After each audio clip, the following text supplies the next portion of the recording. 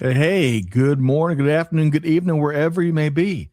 Scott Luton here with you on Supply Chain Now. Welcome to today's special live stream. Folks, man, we wrap an incredible programming year on today's edition of Breaking News Now, where I tell you, we're finishing with a bang. We feature one of the best, I'm telling you, the best in the business when it comes to helping organizations find the absolute top supply chain talent available. So stay tuned for actionable perspective, whether you're a hiring manager or a candidate in global supply chain.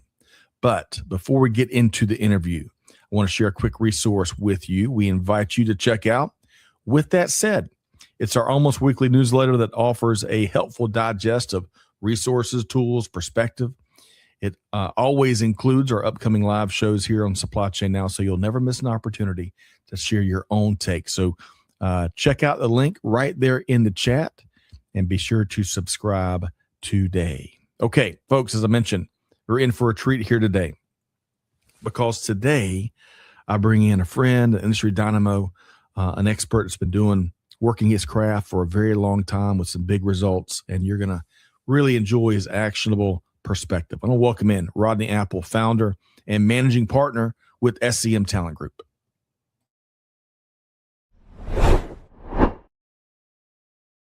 Hey, Rodney, how you doing? Good, Scott. Thank you for that introduction. I appreciate that. Well, hey, I meant every syllable, and we go back quite a ways, and I've admired the work you've done when you were in industry, so to say. You're still in industry, but you know what I mean. You've done some big things for quite some time, so it's great to have you here.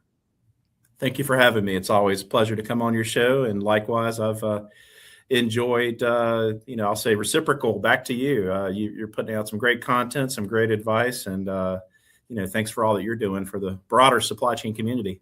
Hey, working hard, Rodney, and some days don't always come with gratitude, but we got we got to supply that on our own sometimes, and we're both grateful. I know for as we wrap up here 2025 for a great team, collectively colleagues and folks we work with that we stand on their shoulders. But Rodney, we're going to dive right in, and I really wish we had about 4 hours with you here today, but I know that work still calls. When you think about key takeaways from the supply chain talent market here in 2025, I know there's a litany of things, but what are a couple things at the top of the list that come to your mind? Yeah, it's a great question. I go back to the word I've used since COVID, wonky, right, in terms of the overall labor market, the fundamentals of supply chain, the necessity, all of that is still there. The complexity, the uncertainties is what we're continuing to deal with. So, now scenario planning becomes even more important. It's no longer, is it A, B, or C? You may have to go down to, halfway through the alphabet when it comes to the litany of options to plan for the unexpected, right? And so that takes a different kind of a leader, your dynamic, transformational leader. They can, data intense and make good decisions to keep the business thriving in this world we live in today, right? So obviously the tariffs, the T word, the dirty T word has been a big factor for 2025. But, I kind of look at things like three themes I want to hit on today. It's interesting. I could spend an hour talking about the dynamics of supply chain talent since I've been in it. Now, this is my 25th year recruiting in the space. Wow. But what we've been seeing in our little corner of the world, just remember we're industry agnostic. So we work across all industries. We stay in our lane, which is all things supply chain. And it's real interesting to see, the demand for talent. I came into the year like a lot of companies, hey, we're going to run lean and, see where things go with this economy. Right. And while you look in the unemployment reports, numbers are down. It looks a little doom and gloomy, but it's been a busy year for us. But where we're seeing the gaps, and we're hearing this from our clients, we're seeing this in our day-to-day work in terms of searches, and even across our podcast, interviewing a litany of guests like you do. Right. The common denominator is mid-management and up is where we're having some gaps. As you know, baby boomer generation, there's 3 or 4 years before the full generation hits retirement. And so there's a lot of people exiting. Their portfolios are doing pretty well. So people are retiring a little bit early. So that's creating a void because over the years, we didn't pump enough students and people into supply chain, going back, 10, 20 years ago. Right. Fast forward to, the last 10 years, we've got 125 plus universities that teach supply chain or related. When I started, there were maybe 6 or 8, and Wow. the who's who, right? Tennessee, Michigan State, Penn State, and so on. So now there's a lot more people that we're pumping in, and we're satisfying those call it entry, junior level, up to mid level roles, right? So that's been that kind of bodes well, I think, for those that are interested in climbing the ranks. But for employers, we hear that they're deeply concerned when it comes to succession planning and so forth. Right. Yeah, so that's one thing, and I think that's going to continue into 2026 and probably the next few years ahead. Right. And Rodney, before we move to that second theme, not only does all that workforce and generational transition create some talent headaches, right, and extra planning, but gosh, from just a tribal knowledge standpoint, right, as folks leave organizations, especially in some of those high tenured organizations where they've been there 15, 20, 25 years, that is a titanic challenge, huh?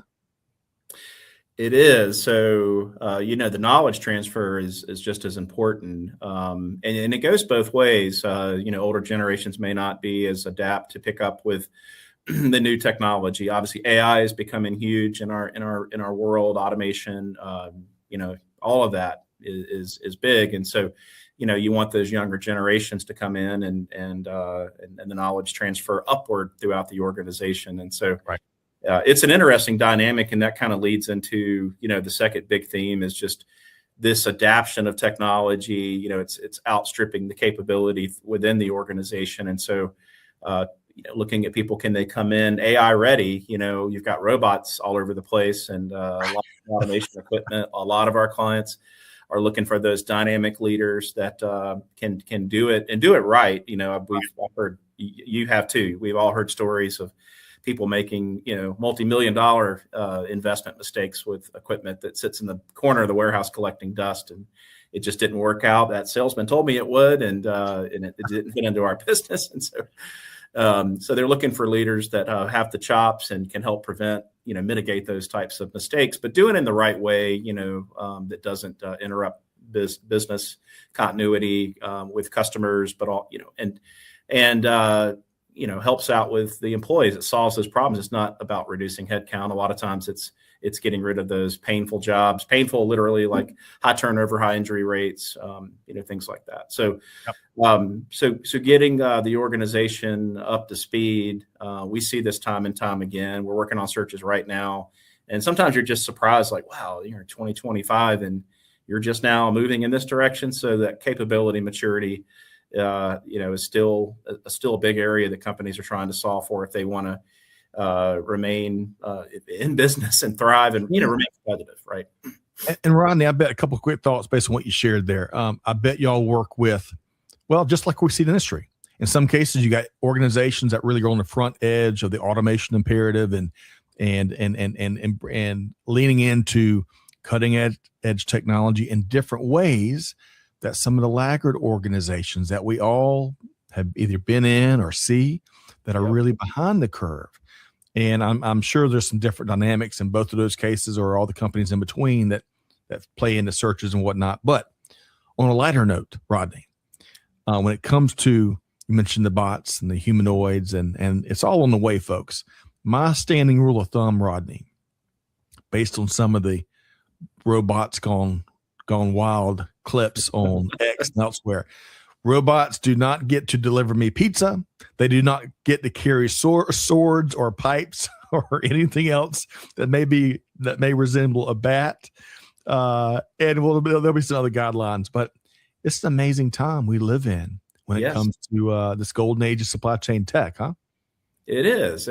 And I know before we hopped on, you were asking me, when am I coming back down to Atlanta? And yes, we just ironed out some dates for our team outing in 2026, April, to line up with Modex. So the last time I was there, the world was shutting down. Literally, COVID kind of broke out that day or two before, and no one was shaking hands, and it was a very awkward moment. I know they lost about a third of their attendees, and all the folks in the booths were kind of, pouting as, they didn't have the normal attendance, and Rodney, put a lot of money into that. And do you remember that? Yeah, I dude, went on your show then. Yeah, you did. And if you remember, this is when, I hate to admit it, but I was a lagger when it came to understanding exactly what we were walking into. Probably like I probably had lots of company there. But Rodney, if you remember, between each interview, I had a big old box of wipes, and I was wiping down the mics, I was wiping down the headphones, everything.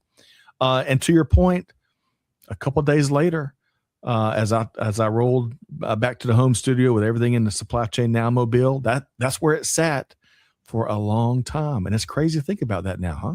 Yeah, no, it seems like yesterday. I'm glad we're further ahead of it, but there's still companies out there that are recovering all these years later, and it may be a while before they ever get back to normal, sadly. That's right.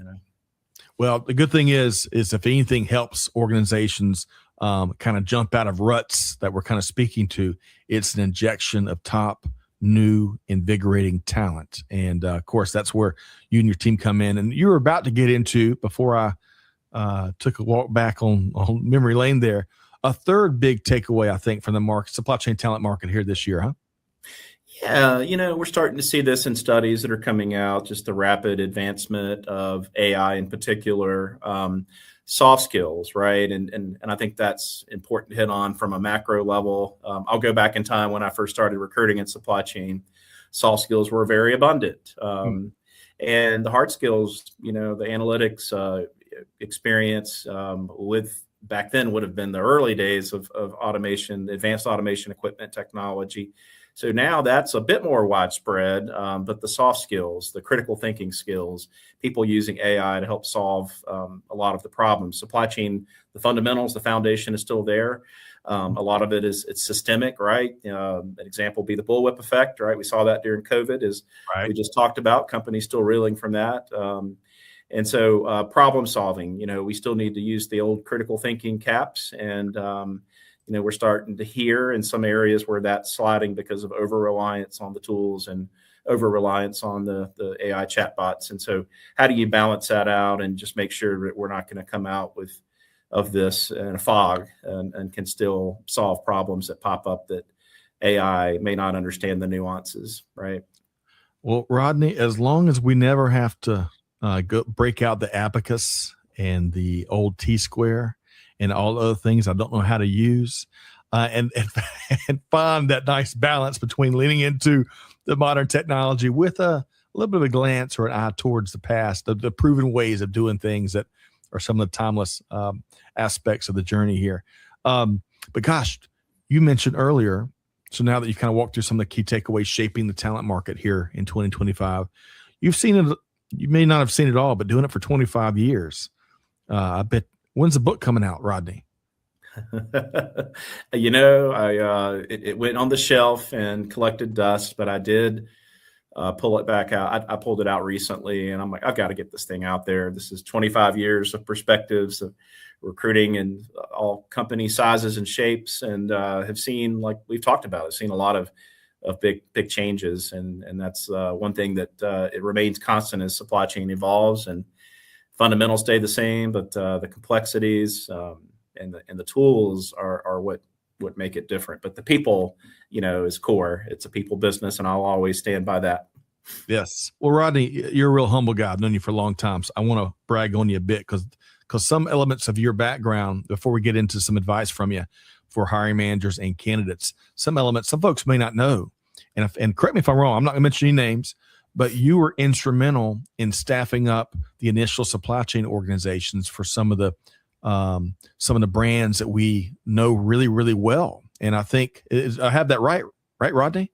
Well, at Home Depot, I was brought in for that purpose of standing up a new supply chain, like an integrated supply chain organization. They had more of the silos that you would typically see. Oh, there's the transportation department, and there's the distribution department over here. And they were Fortune 13 growing, I think 25, 30%. Yeah. It was the wild, wild west. They were just hanging on for dear life, opening up DCs right and left to keep up with the growth and opening stores, hundreds of years. So it was a time when I mean, I'll never forget. I was coming in. I sat down with the SVP of operations at the time, and that's when the light bulb went off for me. This is going back 20 some years ago, and he showed me a couple of they'd done some benchmarking, the who's who of retailers. I won't mention their names, but they were like, he goes, these guys are doing this and they're way out in front of us in terms of capability and maturity. And so this is what we're going to do. We're going to kind of follow what they've done. And, they had decentralized replenishment stores, and a lot of people could cut POs in that company. And it led to as you're growing like that, you can have a hot mess on the inventory side. And so they led that to, centralized and regional distribution centers. So this team we put in place was all about, helping come up with a better, mousetrap to enable growth, better efficiencies, cut out waste, things like that. So that was claim to fame. And I did stand up that department, and, that first head of supply chain. And, that's when I got the supply chain bug, and just fell in love with it, and have been doing it ever since. That is outstanding. And folks, that's going to be chapter 17 of about a 92 chapter book. But this is the kind of stuff you can pick up when you're having conversations, the been there, done that conversations with one and only Rodney Apple. So again, we'd be here all day if we really dove deep into all that you've observed and been a part of, and all the work you've done. But if you think of for hiring managers, and we think of advice for hiring managers as we move into the new year, what are a couple of tips for optimizing their talent management approaches that you would share with them for the new year? Yeah, you talk about, on one hand, we're getting constantly inundated with folks that are, either found themselves in a layoff situation, reduction in force. So there's a lot of that going on, unfortunately. And, we try to do our best to help folks. There were more hours in the day. We had more people. We would talk to every single person. I think that's why we put an emphasis on cranking out content to help those individuals. But a lot of people looking, and that's a macro level trend, that's obviously concerning. And we'll get into that in a minute, to try to see what some nuggets of advice to help folks that are looking and help them stand out. But on the the employer side, the pendulum has kind of shifted, back in that direction. Right. And so, there are companies that are going to just wait and be reactive whenever they have an available role they've got to fill. And then there are those that are going to be progressive, proactive, and they're going to be out in front of those openings, anticipating, predicting when they might become available. Obviously, baby boomer generation's retiring, so you should kind of have a sense, at least, when you look at your succession planning, like who's going to be retiring and when, what are those critical roles? Do we have any feeder pools? But this is a great window to pick up, top talent that's out there. Because the best people, they're not surfing the job boards. They have their heads down. They're making a big impact, and, they're staying busy. And if they're content and happy, they have no reason to get out there. And so if you want that kind of talent, you can't just post openings and hope they're going to come in. You're basically fishing out of a little pond. You want to look out in the broader ocean and see if you can find those coveted, bluefin tuna fish, for lack of a better analogy. Well, and we got lead time is a blessing. And one of the things I'm hearing you share is the leading organizations that are arguably finding the most success when it comes to their talent management strategies. They're not in reactive mode when Billy Bob says, you know what, I'm ready to go chase those bluefin tunas and fish all the time rather than lead supply chains. They're mapping things out and are able to act very proactively. Is that right? That's exactly right. We have companies coming in, and they're getting way out in front. Here's an example of their succession plans.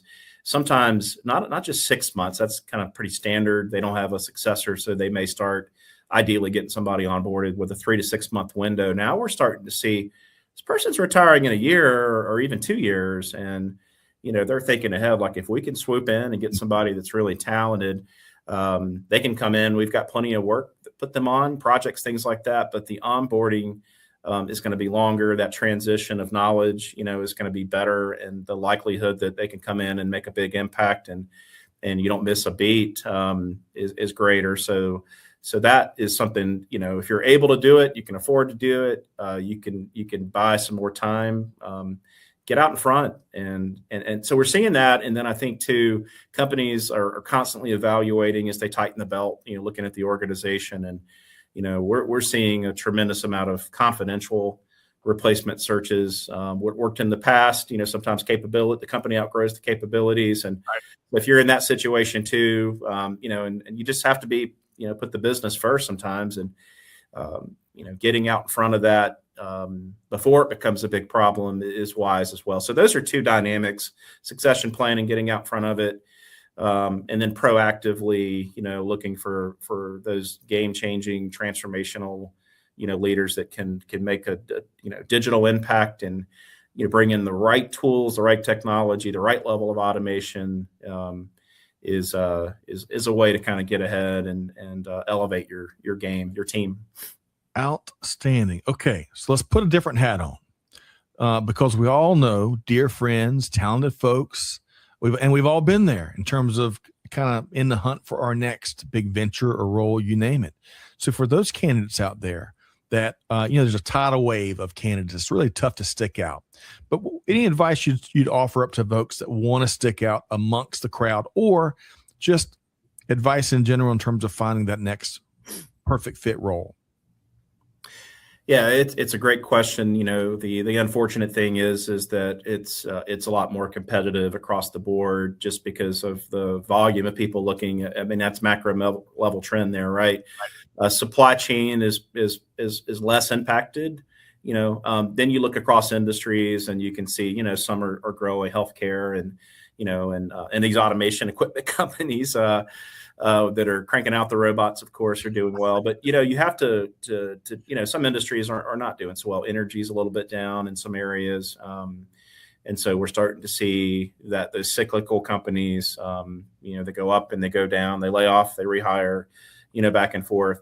So it's, the foundation of looking for a job, and we touch on that in this new podcast series. We're going to get into that here in a minute, but it has to be a strategy. It's not a numbers game. And I still to this day see so many people that treat it like it's a volume numbers game. And, you're basically just rolling the dice, and you're relying a lot on luck. You're hoping someone sees your application out of a sea of, there could be hundreds of people. Now you have AI that's actually doing a lot of this heavy lifting for the job seekers. Employers have had that for a while, where they can sift and filter. But now the job seekers have it. They can customize their resume around every single job, and it's going to match and get through those ATS filters. And then it's going to flood the inboxes. And next thing you know, the hiring manager or the recruiter or HR has got 400 or 500 people to look at. But from the candidate's perspective, to stand out, you have to go around, and through the back door is paramount. So networking, not just online and connecting with people, but trying to get out and bump shoulders is still very important. I know there's a cost to go into these, to manifest and to these association events. That because I know you go to a lot of those, right? But for the job seeker, it can be, it can be very expensive. So how do you connect with people? It comes down to persistence without being a stalker. Yep. And those that follow up and know how to do that with proper discipline, they're going to get through those back doors. And you have to remember, companies are operating very lean right now. There's a lot of change going on. We're adapting new solutions, and people are just busy, even though orders are down. Consumer spending and all of that is down in general. We still have to get through, and the only way to do that is to be persistent and follow through. That's right. Sometimes it may take 4, 5, 6 touch points, but have that written job search strategy. We cover that in fine detail. There's a plethora of advice on our site about how do you develop and write a job search strategy. So we have that framework there, and we talk about it in detail in this new podcast series as well. introductions, leaning on your network. Even if you're working right now, you feel like your job is safe. You never know what tomorrow may bring. That pink slip, unfortunately, somebody could be talking about it right now. So always have a plan B. And typically that means just stay in touch with your network, because those are the people that can open up doors. Going in cold as a job applicant, they don't know you, you don't know them. That's where you're going to have to do a lot more work. So keep that network active, keep expanding it. Don't think about meaningful contacts. Write it down, track your efforts, results, tweak it where necessary. Right. But networking and following through and getting a hold of people doesn't have to be the hiring manager. Everybody thinks I've got to get through and get my resume to the hiring manager. Look at the corporate recruiter that supports supply chain. Look at the HR business partner that may support the function, and then maybe look at those either doing the work right now, like a peer. All it takes is one person to unlock that door, open it up so you can get through. That's right.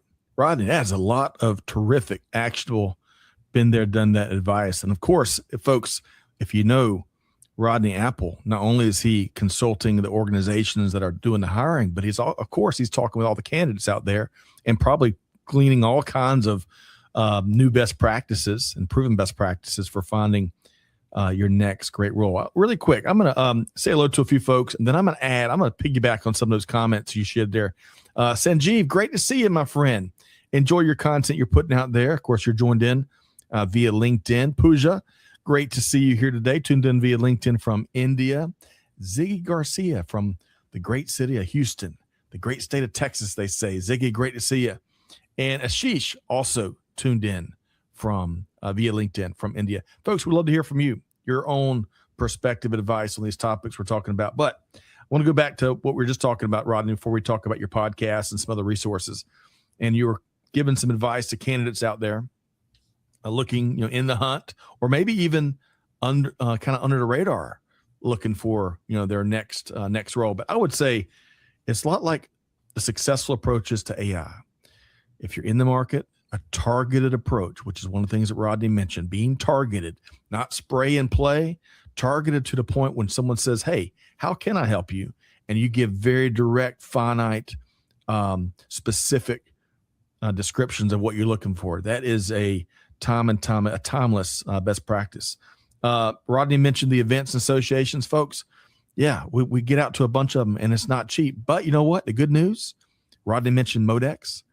That's a free event to go to in Atlanta, where you've got the world's busiest airport, where you're going to find some very reasonable fares. Get out and network. And that brings me to my last point that Rodney touched on. Rodney, sometimes when folks hear the word network, they think of one thing, and they think of, what can I ask folks to help me with? But folks, don't network like that. Just in my LinkedIn inbox last week, I've heard from folks I hadn't spoken to in 20 years. And what they lead with, how can I help them do X, Y, Z, even though I don't really know who they are anymore, right? Don't be that person. So right. as you get out to events or associations, or you're leaning into your LinkedIn network, as Rodney mentioned, there's valuable touch points. Make it a two-way street, right? Because if you don't, and folks see you at like the fifth event, they were like, oh gosh, here comes Gary or Sally, and they're going to ask me for X, Y, Z. You don't want to develop that reputation. Otherwise, your networking value won't be nearly as valuable as it needs to be. Rodney, your final word, and we're going to talk about your podcast. Well said. Networking is a two-way street. It should never be about me. And it does send off the wrong signal. And keep it conversational. People are people. Right. Even if they're a CEO at some big company, they're all people. And you can engage with them and in a human way versus kind of that scripted robotic way. But go into these things prepared, right? You want to know, like, how can I help people? Right. You want to have your elevator pitch down and very succinct, and be curious. Ask them about not just what they do for a living, but what are their hobbies. Connect with them on that human point, and then you can get into talking shop. And people really do appreciate that when you're grounded and just human and humble. So yes, that's a good approach. And just, again, know those few ways you can help people, offer to make connections, whatever it may be. Be a sounding board. and do that. And before you lean in with your ask, it'll go a long way. And then Yeah. following up, like just don't connect with someone on LinkedIn and don't go in right away and, hey, can you help me do this? Can you help me do that? Throw out, here's how I help people. Here's what I'm looking for. Let me know if it makes sense to connect. And, again, the follow-up, people, remember, people are busy. And if you want to get through to anything in life, you have to ask for it. But you also sometimes have to follow up to get their attention, just knowing people. They're not avoiding you often. A lot of times it just slips through the crack. Just spoke with a candidate earlier who called me out on that and said, I reached out back to you in August and on LinkedIn. And I'm like, we're running lean, and I apologized. But I recommitted the conversation. I'm here to help you now. And, what can I do? And, we left it with, I'm going to connect you to a couple of folks in my network to see that I think can help you out. So that's what it's all about. Rodney, I liked all of your response there, but in particular, about halfway through, you mentioned BHF, be human first. If you take that approach in general, you're going to have much better results for the right reasons too. Okay, really quick. T Squared says, hey, well done and well said. Leverage. I bet he was going to say the network and events and associations. That's right. Sanjeev, hey, Rodney's always pertinent and timely and bringing his expertise. So welcome to the party. And he also says visibility along with networking is the latest and workable approach. That's right. You got to maintain your personal brand needs to be visible. Now's the time. If you're in the market, leverage that, showcase your expertise. That's networks. I was just going to chime in there, being visible and findable, right? You can't set up a skeleton without any meat on the bones for your LinkedIn profile, and you can't just set it and forget it. We know there's a lot of spam out there, of course, but if you have an intentful and network, and it's connecting to the right people, and then putting out content, or at a minimum engaging and sharing others' content, especially if they work in companies, they're decision makers or influencers, can help get you in the door. That goes a long way. And don't overdo the AI, AI sloppy.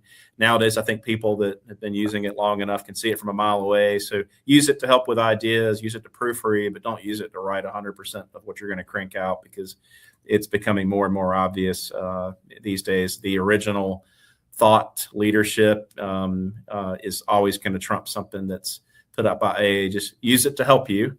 Good guy that we love to follow. I know you've had him on your podcast. We've had him on ours, and every day he's cranking out some really meaningful, interesting topics. Is David Shillingford, and if you want to emulate someone, like, that's the guy. He's you can tell he's doing it from the heart, and he's putting out some good insights that are very actionable and helping out a ton of people think things through. And a lot of people in my network follow that guy. So he's an example of someone that we have a lot of respect for, that's putting out good stuff.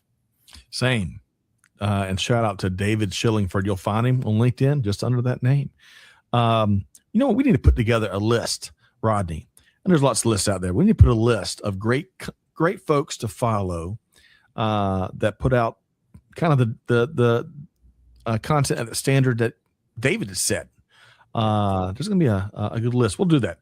Okay, Rodney, I got to get back. I had a question I was going to pose to you, but now it's come and gone. So let's do this. Let's talk about, we referenced your podcast a couple times, and folks, I'm going to share a visual of just a handful of the episodes. You'll see David, really Rodney, and really the gang. He's got other co-hosts, the great co-hosts that work with him as well. Check out these topics like avoid the spray and pray, how to execute a supply chain job search strategy, master your supply chain interview, how to impress employers. Folks, never practice interviewing ever. And then the other one here, offer evaluation and negotiation. Critical guidance for landing the best offer. Because, folks, as Rodney knows much better than I do, getting that first offer is just the start of the dance, perhaps. It may not be the best offer you can get. But that aside, Rodney, tell us about the great podcast y'all are doing at SCM Talent Group. Yeah, thanks, Scott. And I appreciate you sharing some of those recent episodes that we've put together. And, our whole thing is being at the intersection of supply chain and people. People run the supply chain, and, It's not the tools and the systems and the process. They enable it, of course. But that's what we focus on. And we've got a few different series. The main series is interviewing people in all walks of life, a lot of leaders, a lot of executives spanning across industries, functions, different company size, ownership models, to paint a pretty broad perspective, sharing their career journeys and some nuggets of wisdom that help them, get to where they're at. And then we have a day in the life series. A lot of questions we get, especially from the younger generations, is, where should I start my career? There's a myriad of career paths. You can read about it all day long, but it may not make sense. Best way to learn is to talk to people doing those jobs across the different functions and industries. So we have them speak in layman's terms, and so you can kind of connect it and say, oh, I see, those are the skills you need, and here are the problems you solve. Day in the life of a supply chain professional, and it's one of our more popular series. We also have this one that's on kind of the HR talent side, hiring, retaining, developing talent, where we'll kind of connect with people that sort of bridge that HR talent management and the supply chain function. Right. We launched a supply chain career catalyst series recently, and we're kind of going, the ones you showed are from that, right? That linear journey. And we put this together because there's a lot of people looking, and we want to be in a position to help them out. Knowing doing that on a one-on-one basis is not possible, just due to the labor constraints on our end. And really every recruiting company deals with that as well. So we crank out content and to try to solve, real-time problems or opportunities. And in this case, we start with reflection. You really need to put time into thinking about, what have I done? What do I like? What do I not want to do is important as well. And then do some research on, what are the possibilities that mirror, your criteria. And then you put a plan together. So that leads into crafting a job search strategy. You need to get your marketing ducks in a row, your resume, your LinkedIn profile that we talked about a little bit. And then from there, how do I conduct outreach, do networking, and follow the all important follow-up that I keep hitting on? Hey, I finally have an offer. How do I evaluate that? What are the questions I need to vet this company? A lot of people go in and they don't have smart questions. They don't think about, what's your average turnover in this department? You want to be careful with the questions like that. So we kind of go through like a list of questions that you absolutely need to ask, not on the front end, but as you progress further in the interview process. Don't just jump on the first offer, and how do you evaluate it based on your most important criteria, not just the cash, the money part. We'll be doing this one next, which is onboarding, not so much from the employer perspective. How do you set yourself up for success before you start, when you start, and then those all important 30, 60, 90 days. So that's the foundation for the series. And then we'll start adding in some nuanced topics on top of that. And then last but not least, Chris Gaffney, shout out to him. He's truly one of the best leaders I've ever worked with in my 30 years. And when I say that, it's more about that passion for helping and development people. It's like it's in his core DNA. And I supported him when I recruited at Coke. He was a supply chain executive there, and he developed this leadership series. He's read all the leadership books. He's been to a lot of training, but he practices all of that in real life and mentors to this day. Mentors like a small army of people. You'll find Chris, he's moved from corporate he's leading this, he's the director of the logistics supply chain center at Georgia Tech, his alma mater, right, and doing great work there. But the leadership series starts out with, leading yourself, leading others. You get that first management job, and you hope to get to a place where you can lead other leaders. And then it culminates with, hey, I'm now leading the entire and orchestrating this entire supply chain. So it's a linear series, I think 20 episodes as well. So I think about 150 episodes, somewhere around there is where we're at. And all of it has common denominator of the people side, the talent, careers. That's what we focus on as a podcast. Excellent work. And folks, that's not all. Or as Ron Popeil used to say, wait, there's more. We miss him. We miss the good old days of Ron Popeil. They also include, you'll find over at scmtalent.com, resources, ebooks, guides that's also going to help in conjunction with all the podcasts, such as the guide there that you see to the right, how to land your next job in supply chain, especially from the viewpoint of leading supply chain recruiters. Folks, check all that stuff out. I love the value adds that Rodney Yeah. and the team put into the journey. Yeah. And we'll be updating this ebook. It's almost ready to release. We'll probably just release it in the first half of January. This will be integrated with job seeker AI tools, as well as some prompts, kind of hitting across those different steps in that job search process that you can put to use and plug them into your favorite AI platform. And I wanted to call out Mike Ogle too on our podcast. He's the third leg of the stool. I'm the talent guy. Chris is the supply chain executive, and Mike is he's the academia / association. I met him when I placed him into ASCM, and prior to that, 18 years with MHI, PhD, and has taught at several universities. Right now, App State, where he teaches operations management and supply chain management as well. So he's kind of the academia, the third leg, and together, I think we offer some really unique perspectives from the leadership, from the talent guy, and then from academia as well. So I wanted to call out Mike. He's been a great contributor, and tune in. Lots of good stuff there.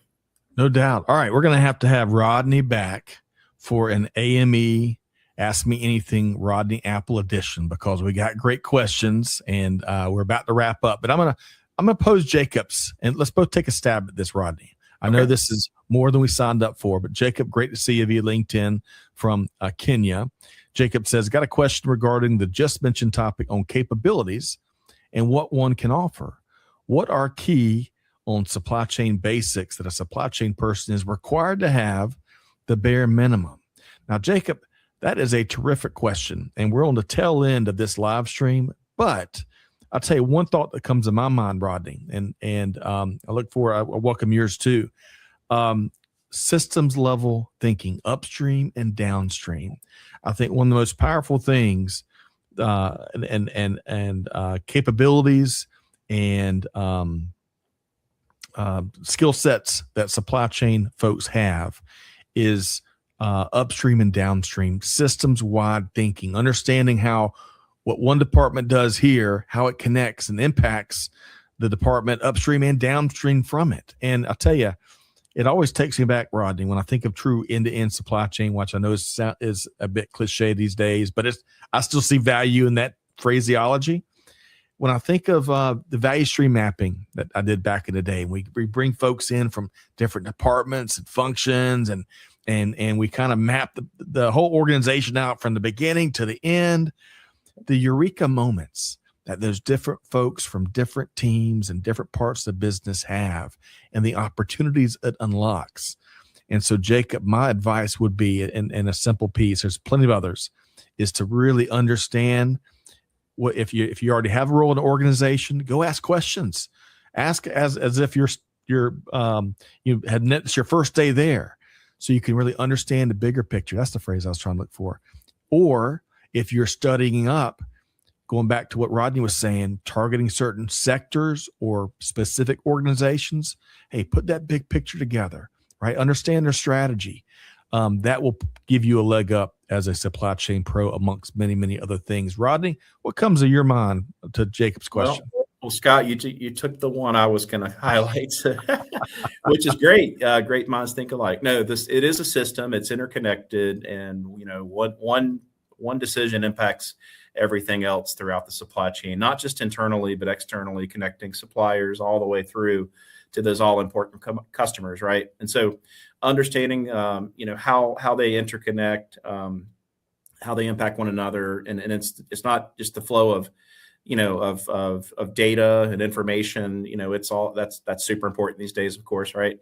But you have to think about, the technology, the finances as well. And then the people, the people are the ones that make it happen, and being curious, humble.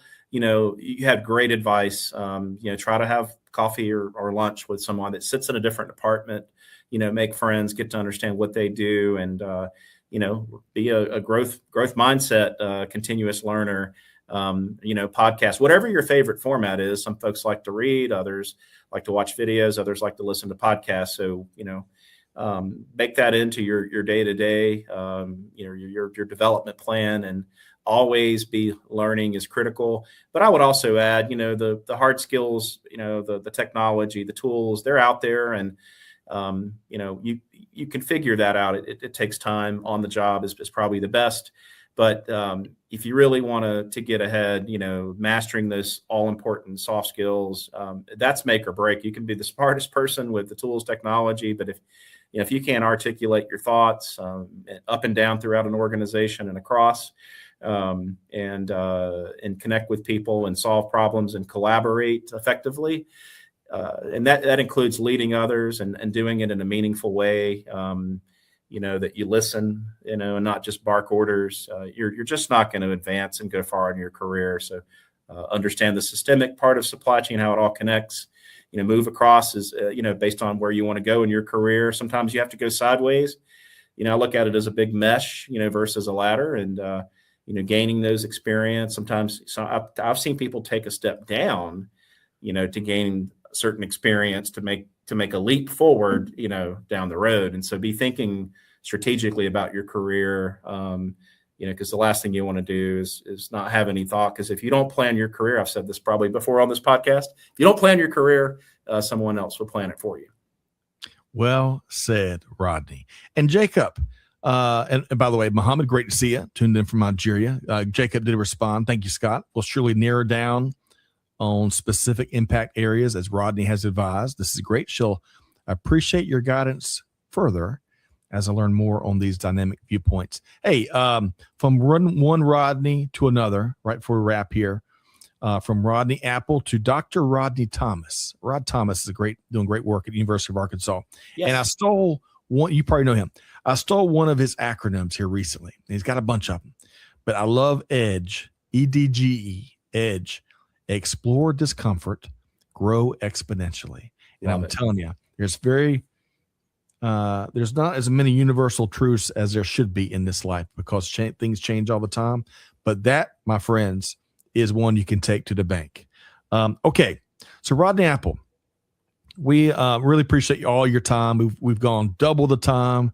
I appreciate you carving that time out for us. You've got so much to share with our audience out there, whether they're hiring or whether they're looking for their next role, or all points in between. So how can folks track you down, Rodney Apple? Yeah, well, scmtalent.com is our website. And, you'll see we have some postings. We executive roles, we don't post a lot of those. So it's best to upload your resume. That is where our recruiting team, that's the first place we go. And so, just getting your resume in our database, just even if you don't see a job that matches, the pipeline is active and we're getting new things coming in daily. So, that's a good place to start. I'm on LinkedIn. I have not been as active as I need to be. That's a big goal for next year. Just running lean these days with our company, but I'm on LinkedIn, and on the podcast front, it's just the Supply Chain Careers Podcast. It's on Apple, Spotify, the usual suspects. So tune in there. We also have a lot of videos and things out on YouTube, so you can find a lot of our content there. But the website is usually the best place to go. Outstanding. And folks, the website is easy. Yeah, I was on there earlier today. You go to scmtalent.com. You can find the podcast. You can find the guides we were talking about. You can find some of the roles we're working on. And you'll have to reach out for some of the confidential stuff. You can submit your resume. You can find the podcast, all at scmtalent.com. And I bet you can also connect with Rodney. We shared your LinkedIn URL right here, but I bet you can find that on the website as well. Rodney Apple, I tell you what, holiday season's here, and you brought us all a great big surprise gift. Really have enjoyed the last hour. We're going to have you back soon. And who knows, maybe we get Dr. Mike and Chris with you, right? Yep. And have the whole gang. What'd you call it? The three-legged stool? It is just the perspectives. You're going to get three very unique perspectives, but they all sort of have the denominator of people, talent, careers, leadership themes, and that's what we focus on. It's our way to give back and share these perspectives. Our hope is that you somewhere along the way you get some nuggets and that make an impact on your career one way or another. So that's our DNA. That's what we're all about. Love it. We're going to have you back soon. Really enjoyed your actionable perspective you shared here today. Big thanks to Rodney Apple, founder and managing partner at SCM Talent Group. Thanks, Rodney.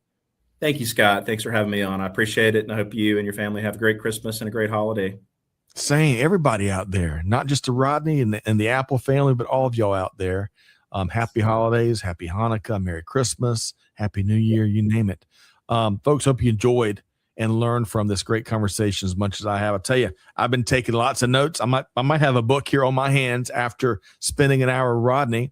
But folks, the pace of business velocity is only getting faster and faster. Goodness, you got to stay informed by turning to trusted sources of sound information and analysis, just like Rodney Apple here from SCM Talent Management.